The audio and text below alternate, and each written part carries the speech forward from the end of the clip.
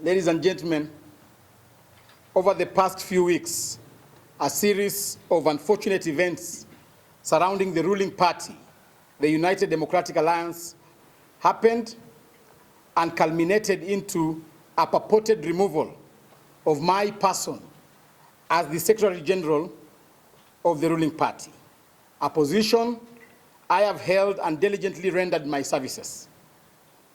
While my claimed removal was controversial, unfair, tantamount to an internal coup within the party, and naturally required my immediate reaction and resistance, I instead, after reflection and consultation, chose to retreat and have a moment of deep introspection before I would come back with a more thought-out position that is sober and devoid of emotion, bitterness, and vendetta. It is for that reason that I called for a media briefing at this time for the purpose of setting the record straight, especially regarding my supposed removal as Secretary General of the UDA and my next course of action following the aforementioned events.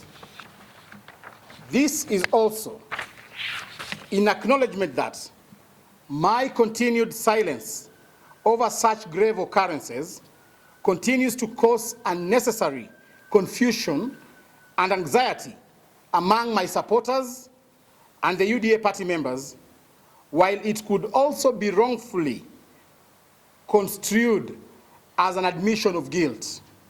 In this regard, ladies and gentlemen, I wish to state as follows. One, that as highlighted above, my alleged removal as UDA Secretary General was outright unlawful, unfair, and a sheer blatant contravention of the party constitution and laid down processes. Sadly, this coup was plotted and executed by senior party officials who are otherwise expected to protect and uphold the same constitution.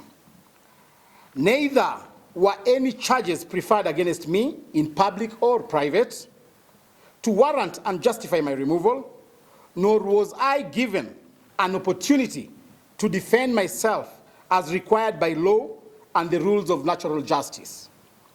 I was convicted and sentenced without trial because my aggressors had nothing against me, to the extent that none of them could sign and date the statement that purportedly communicated my ouster. That this coup was plotted and orchestrated by two senior party officials alongside others within the party secretariat.